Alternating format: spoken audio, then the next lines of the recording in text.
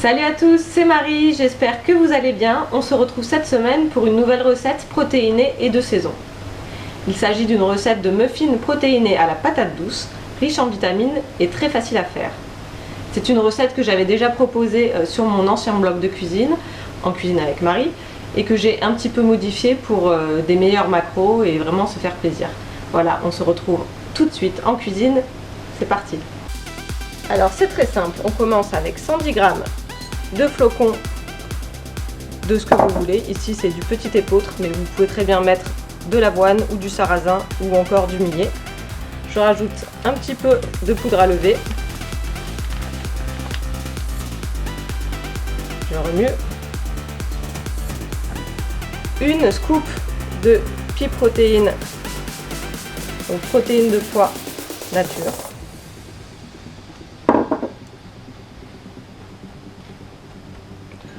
« 100 g de patates douces,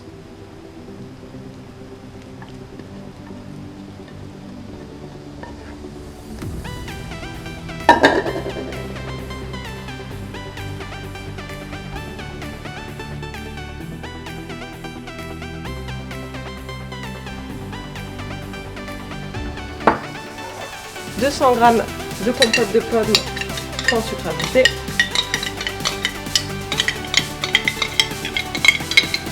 donner de l'onctuosité. Pour ceux qui aiment la banane, vous pouvez mettre 200 g de banane écrasée, hein, pas de souci. On mélange bien.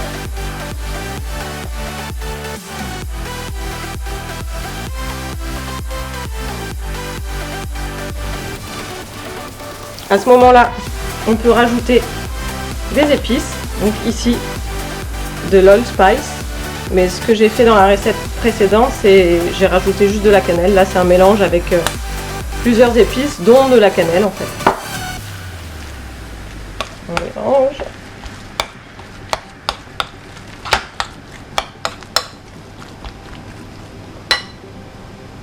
Ensuite, vous pouvez ajouter soit du sucrant forme édulcorant, soit du sirop d'agave pour plus de naturel, et c'est ce que je vais mettre aujourd'hui.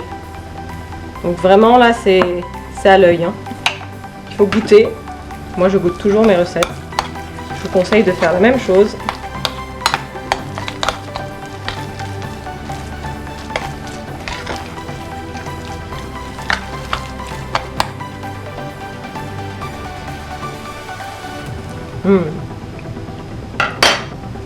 Ensuite je rajoute 2 blancs d'œufs reconstitués, donc ici des blancs d'œufs de chez MyProtein, donc 8 g de poudre, et à laquelle je rajoute en fait de l'eau.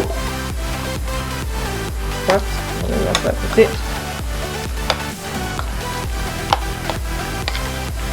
Le dernier ingrédient, ça va être le lait, justement pour obtenir quelque chose d'un peu plus liquide, une belle pâte. Donc là encore, c'est souvent à l'œil. Donc là, je commence par mettre 20 g, je remue et j'ajuste en fonction.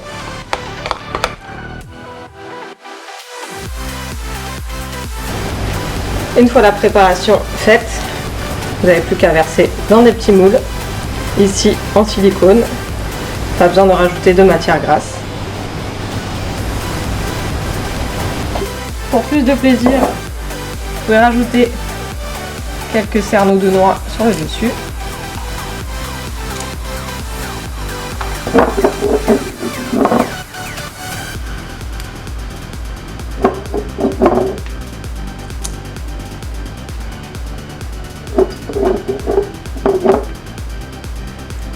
Et moi je rajoute aussi des épices.